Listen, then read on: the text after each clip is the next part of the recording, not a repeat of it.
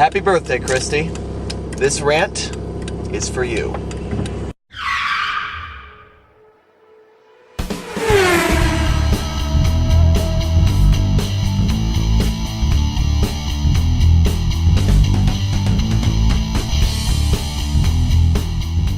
Today's rant is actually going to be an extension of Tuesday's question video, where I answered Christy's question about why I hate Rodgers and Hammerstein's Cinderella. So in this video, I am just going to rant about the story of Cinderella in general.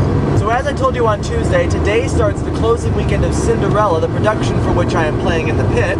I also told you that this version of Cinderella, as well as the Disney version of Cinderella, and really the version of Cinderella that pretty much everyone is familiar with, is based on the French version collected by Charles Perrault. Now last night, I had the privilege of going to Bowling Green State University to see their production of Into the Woods. Into the Woods takes 4 or 5 fairy tales, including Cinderella, and combines them all into one big musical. There's more to it than that, but I could do an entire video on Into the Woods, so I'm going to move on. Now the Cinderella that they use in Into the Woods is not Charles Perrault's version. It is the German version of Cinderella called Aschenputtel, which I'm sure I'm pronouncing incorrectly. This version was collected by the Grimm brothers, and in this version of Cinderella, there is no fairy godmother.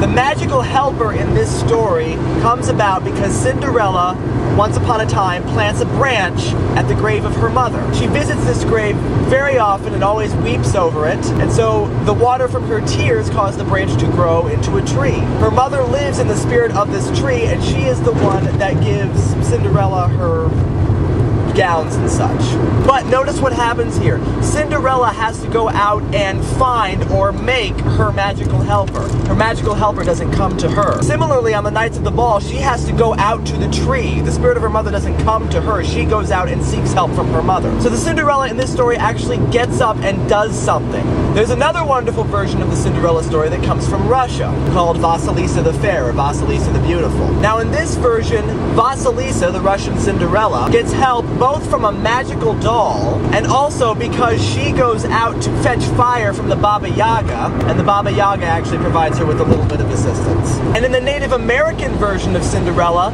there is no magical help. The Cinderella there wins her prince simply by being intelligent and thoughtful and insightful. So the question must now be asked, given all of these wonderful versions of Cinderella that are out there, why is the most popular one in Europe and America, why is it the French version? The French version that presents us with a sweet, demure, and submissive Cinderella that does nothing, sits around and waits for help to come to her and somehow lucks out in the end. Why is that the most popular version? Well, I have 2 theories. The first is that in many ways we still live in a very sexist society. And the French version of Cinderella presents us with this vision of a sweet and demure girl who follows orders unquestioningly and who knows her place.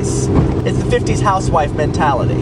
In addition, I think that in our society, being able to just magically get something without having to work for it really appeals. So the idea that we can just sit around and wish for something, and if we wish hard enough, then our dreams will come true without us having to do anything, kind of has a Western philosophy to it. So basically, the French version of Cinderella is the simplest version that you can come up with, which is why I think we have been attracted to it. So I would encourage all of you who claim to like fairy tales to go and to seek out these more complicated versions of Cinderella, because they are much, much, much better stories. And with that, I will once again wish you a happy birthday, Christy, and I will see you all next time. Bye now.